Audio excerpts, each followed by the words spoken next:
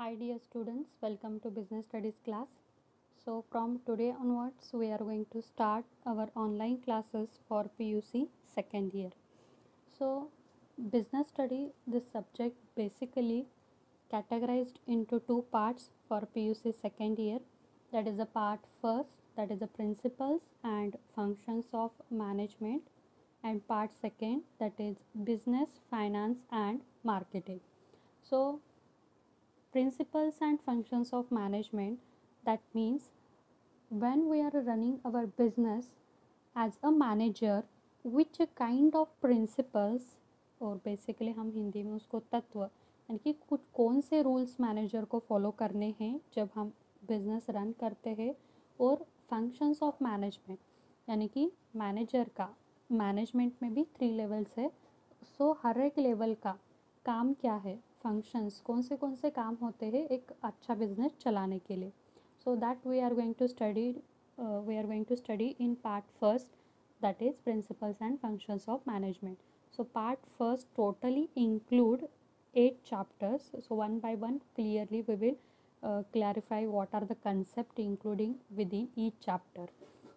And part second including, that is a business, finance and marketing. यानी suppose we are running our business, so how we can arrange a finance for our business. सो जो business कर रहे हैं उसके लिए पैसा कैसे arrangement कर सकते हैं. So already in first year we know which are the sources, यानी कहाँ से पैसा हम इकट्ठा कर सकते हैं हमें पता है, बट कैसे करेंगे, what are the actual procedure for it. So that is a financial management रहेगा, फाइनेंशियल मार्केटिंग रहेगा. Okay, so that things we are going to study in second part, that is within business, finance and marketing. And marketing also it is a very important chapter. सो एक product बनाया है, वो product का marketing कैसा करना है, कौन से कंसेप्ट मार्केटिंग में इंक्लूड है. So detail study we will going to learn in that chapter. So part second total it included 5 chapters. So one by one we will going to know what are the things included within each chapter. So basically both part have their separate books for a business studies. So let's see what chapters are included within first part. So total 8 chapters are included within first part. So first one is the nature and significance of management. Second, principles of management. Then business environment, planning, organizing, staffing, directing and controlling. So what are from chapter number 4 to 8, these 5 chapters are the functions of management. जो भी planning, organizing, staffing, directing and controlling, ये जो 5 chapters है ये management के काम है. Actually management को क्या क्या काम करना है. सो एक तो प्लानिंग करना है, ऑर्गेनाइजिंग करना है, स्टाफिंग करना है, डायरेक्टिंग करना है, कंट्रोलिंग करना है. सो फंक्शंस यानी कि काम, मैनेजमेंट का कौन सा काम है. So we will learn in this 5 chapters. So first chapter it is basically related with nature and significance of management. So first we should know about the management. So nature क्या है management का, और features you can call, importance क्या है management का, management हमें क्यों करना चाहिए. सपोज़ हमने डिसाइड किया कि बिज़नेस करना है तो उस बिज़नेस का मैनेजमेंट भी करना पड़ता है. सो मैनेजमेंट मीन्स एक्चुअल में क्या है. So management that means it is art of getting things done by others effectively and efficiently. So management एक ऐसी कला है जो दूसरों से कैसे काम करके लेना है. सो वो आर्ट है ना, उसको हम मैनेजमेंट बुलाते हैं. तो उसका इम्पोर्टेंस क्या है, दूसरे इंसान से हमारा काम करके लेना, that is one kind of art, एक कला है वो कैसे करके ले सकते हैं हम, उसका फीचर्स क्या है, ऑब्जेक्टिव्स क्या है, क्यों करके लेना है, हमारा बिजनेस का काम दूसरे से क्यों करके लेना है, ऑब्जेक्टिव्स क्या है, फीचर्स क्या है, और कैरेक्टरिस्टिक्स क्या है, इम्पोर्टेंस क्या है. So everything we will going to discuss in chapter first. Levels of management. So basically 3 levels of managements are there. Top level, middle level and lower level management. So management level के हिसाब से भी उनका काम distribute किया जाता है. Top level management policy, जो भी आपका बिजनेस है उसका पॉलिसी फॉर्मुलेशन करेंगे, क्या क्या एक्टिविटी है वो डिफाइन करेंगे. उसके बाद मोस्टली टॉप लेवल मैनेजमेंट में जो भी चेयरपर्सन है, CEO है, that is the chief executive officer. So manager है, टॉप लेवल मैनेजर, वो सभी टॉप लेवल मैनेजमेंट में आएंगे. मिडल लेवल मैनेजमेंट में बेसिकली जो भी डिपार्टमेंट वाइज मैनेजर रहेंगे, प्रोडक्शन डिपार्टमेंट का मैनेजर रहेगा, क्वालिटी कंट्रोल डिपार्टमेंट का मैनेजर रहेगा. So who are the head of the departments, they all are comes under the middle level management. And lower level or you can call the supervisory level of management, जो सबसे नीचे है. सो उसमें mostly supervisor आएंगे, foremanship आएगा. So basically it is a triangular diagram. ये levels of management आपको project oriented question को पूछ सकते हैं. So levels of management clearly हम इस चैप्टर में डिस्कस करेंगे. After that functions of management. So just I told total 5 functions of management are there: planning, organizing, staffing, directing and controlling. So ये जो भी 5 फंक्शंस ऑफ मैनेजमेंट है वो sequence wise ही जाना चाहिए, that is the compulsion.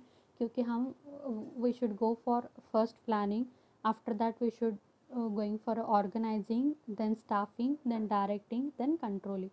So these are the 5 functions of management. Clearly one by one within each single chapter we will discuss about this one. After that management as an art, science and profession. So management actually क्या है, just मैंने management की definition बताई. Management it is an art of getting things done by other. So एक कला है, management एक कला है, आर्ट है, क्या साइंस है. So science means actually all of you know management कला है या साइंस है या एक प्रोफेशन है, जॉब का प्रोफेशन मैनेजर बोलते हैं ना. सो एक तरह का प्रोफेशन है, जैसा टीचर, लॉयर, डॉक्टर, ए प्रोफेशंस रहते हैं, वैसे प्रोफेशन है क्या management. So we will clearly discuss within this concept. So after that coordination. So management करने के लिए coordination is a very important concept. So what is a coordination, का मतलब क्या है, उसका इंपॉर्टेंस क्या है, कैसे कोऑर्डिनेशन करना है एक दूसरे के साथ. सो दूसरे से काम करके लेना है, मतलब उसके साथ हमारा कोऑर्डिनेशन होना चाहिए. So that is a very important concept with in the first chapter. So in second chapter we are going to discuss about the principles of management. So यहाँ पे 2 साइंटिस्ट है, नहीं तो आप साइकोलॉजिस्ट कह सकते हैं, नहीं तो मैनेजर कह सकते हैं. सो एक है टेलर साइंटिफिक मैनेजमेंट, दूसरा है फेयल्स प्रिंसिपल्स ऑफ मैनेजमेंट. तो इन दोनों ने डिफरेंट डिफरेंट प्रिंसिपल्स बताया गया है, यानी कि जब मैनेजर काम करते हैं तो उसको कौन सी चीज़ों के ऊपर ध्यान दे के उसका काम कैटेगराइज करना है, that comes under the principles of management. So इसका नेचर क्या है, इम्पोर्टेंस क्या है, फीचर्स क्या है, वो हम देखेंगे. प्रिंसिपल्स यानी कि रूल्स कौन से फॉलो करने हैं. Suppose if you are solving any maths problem, आप कौन सा मैथ्स का प्रॉब्लम सॉल्व कर रहे हो, तो you don't know how to solve it, आपको पता नहीं वो कैसे सॉल्व करना है, तो आपको एक इक्वेशन आएगा, आप सूत्र बोलते हैं. सो इक्वेशन आएगा. सो इक्वेशन में आप वैल्यू डाल के वो प्रॉब्लम सॉल्व करते हो. वैसे ही suppose when you are running a business में सपोज कुछ भी प्रॉब्लम आया, तो प्रॉब्लम कैसे सॉल्व करना है, तो जो इक्वेशंस है, जो सूत्र है, that is the principles of management. यानी कि जो भी प्रिंसिपल्स बनाया गया है, टेलर ने बनाया गया है, फेयल्स ने बनाया गया है, वो प्रिंसिपल्स अप्लाई करके आपके बिजनेस में जो भी प्रॉब्लम आएगा वो आप खुद सॉल्व कर सकते हो. So these are not ready-made solutions. So these are giving just hint to solve your problems. So Taylor scientific management. So there are 2 types of management. One scientific management is there, another one is a general management. So Taylor described the 4 scientific managements. So we will discuss when we are going to start this chapter. सो उसके बाद tailors ने techniques बताया गया है कि हम problem कैसे solve कर सकते हैं. सो मैनेजरियल कंसेप्ट है उसमें. Planning department, production department, planning department में कौन से 4 रूल्स और डिपार्टमेंट फॉलो करना चाहिए, प्रोडक्शन डिपार्टमेंट कौन से मेथड फॉलो करना चाहिए. Suppose time method is there, यानी कि कौन सा काम कितनी देर में कंप्लीट होना चाहिए. फटीग मेथड इज़ देयर, हम टायर्ड होते हैं तो वो टायर्ड होने का टाइम पीरियड कितना होना चाहिए. सो time method is there, work method is there. So all the addition of time, fatigue, it equal to the work method. कौन सा भी काम कर रहे हो तो उसके लिए एक प्रॉपर सीक्वेंस रहना चाहिए. So that everything we will discuss within the techniques of Taylor's scientific management. After that, Fayol's principles of management are there. So total 14 principles are there, which is described by the Fayol's. So one by one we will learn when we are going to start this chapter. So these principles are very important as per business point of view. Next that is the third chapter, that is a business environment. So ये business environment का मतलब क्या है? Suppose we are running our business, but जो हम business कर रहे हैं वो सिर्फ हमारे बिजनेस में प्रॉफिट होना, लॉस होना सिर्फ हमारे ऊपर डिपेंड नहीं रहता. कुछ फैक्टर्स रहते हैं, internal factor, external factor. So internal factor we can control the things. Business की प्रॉब्लम की वजह से हमें लॉस हो रहा है तो हम कंट्रोल कर सकते हैं. But due to the external factor, जैसा कि अभी लॉकडाउन हुआ है, कोरोना वायरस की वजह से लॉकडाउन हुआ है, सो इसके लिए कौन सा भी बिजनेस रिस्पॉन्सिबल नहीं है. So it comes under the external factor. Otherwise demonetization हुआ, जो 500 एंड 1000 का नोट्स हुआ, कैंसिल हुआ, उसकी वजह से बिजनेस वालों को लॉस फेस करना पड़ा. सो बाहर की चीज़ों की वजह से, due to the external factor, if you are facing any problem, so वो बिजनेस इन्वायरमेंट में आता है. सो उसके डायमेंशंस क्या है? Totally 5 dimensions are there. Suppose economic policy कुछ चेंज हो गई, so that impact on your business.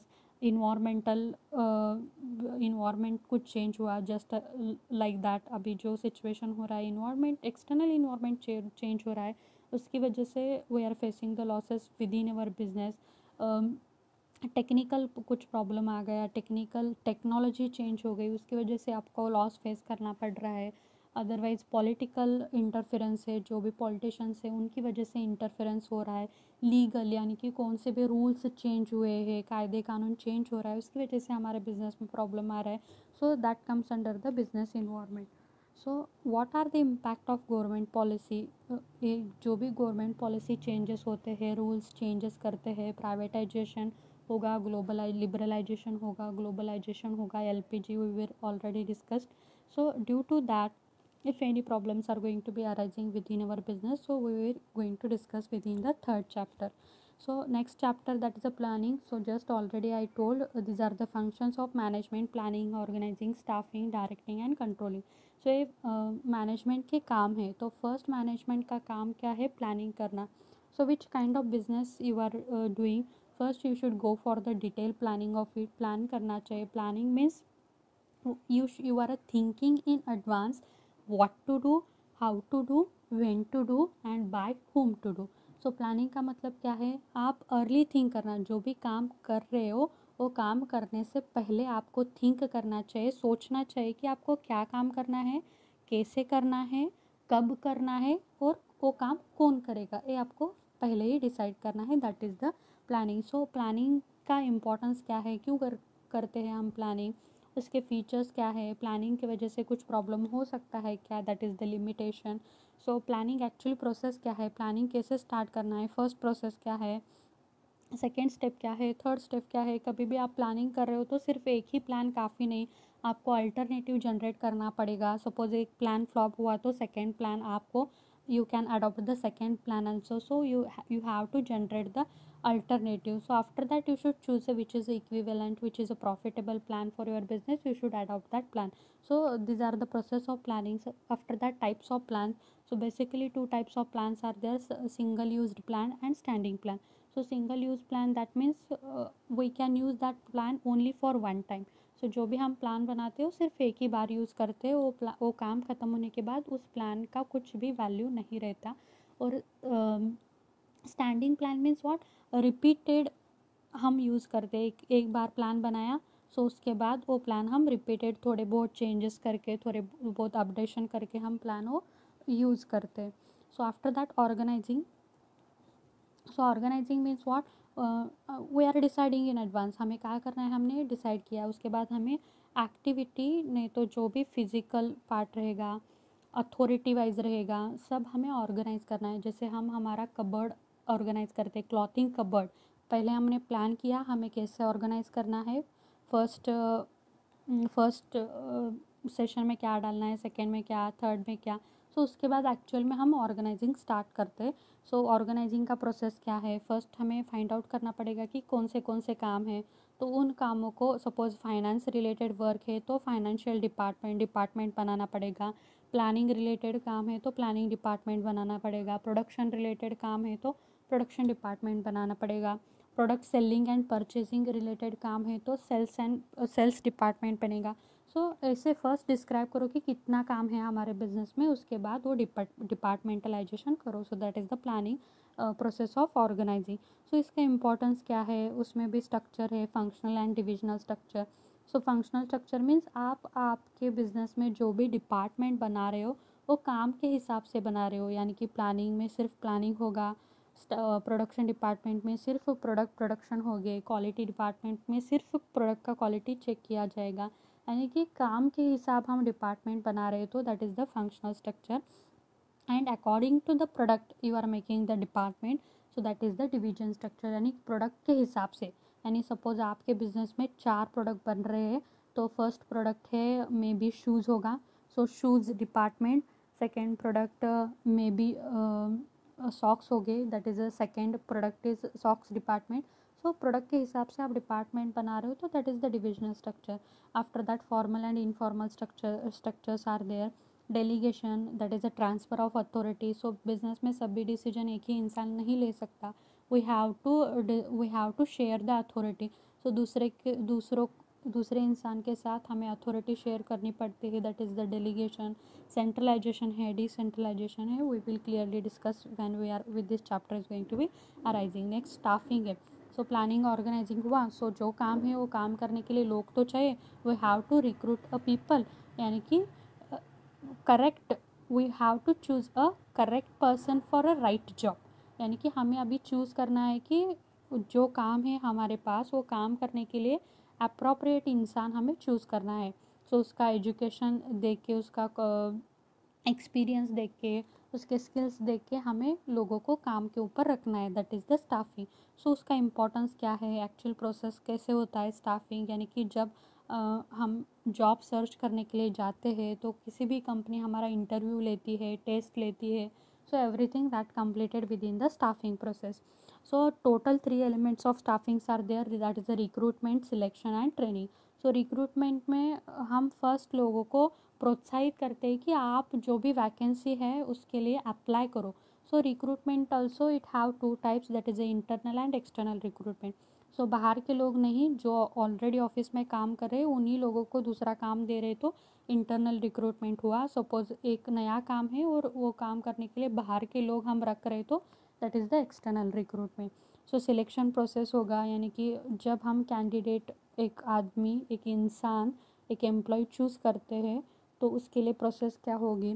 सो सिर्फ स्टाफिंग, यानी कि सिर्फ लोगों को काम के ऊपर रखना, that is not enough, we have to give a training also, and we have to go for a development of each and every employee. So next है directing.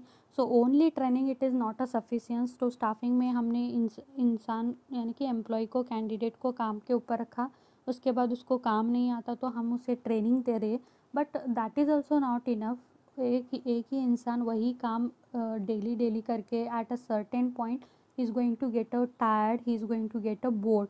So that time that person is not able to put their 100% efficiency for that job position. So जो भी इंसान आपके पास काम कर रहा है वो अच्छा ही काम करना चाहिए।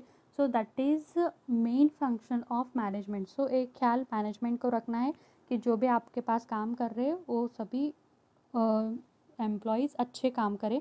So that is the directing. So features of directing, importance, principles, elements of directing. So totally 4 elements of directings are there: supervision, motivation, leadership and communication. So supervision, motivation. So supervision by name itself indicate यानी कि already you are given a training to your employees, so just you have to observe if your employees are performing their work well or not. So you have to observe there, and suppose if they find out any problem, you have to solve their solution, you have to solve their problems. सो जो भी employees है, आपके candidates है, वो काम कर रहे हैं, तो यू हैव टू ऑब्जर्व, उनको ऑब्जर्व करना है, उनको कुछ प्रॉब्लम आया तो आपको सॉल्व करना है, that is the supervision. So motivation, so with in the motivation it is a very wide concept, we will clearly discuss within that chapter only.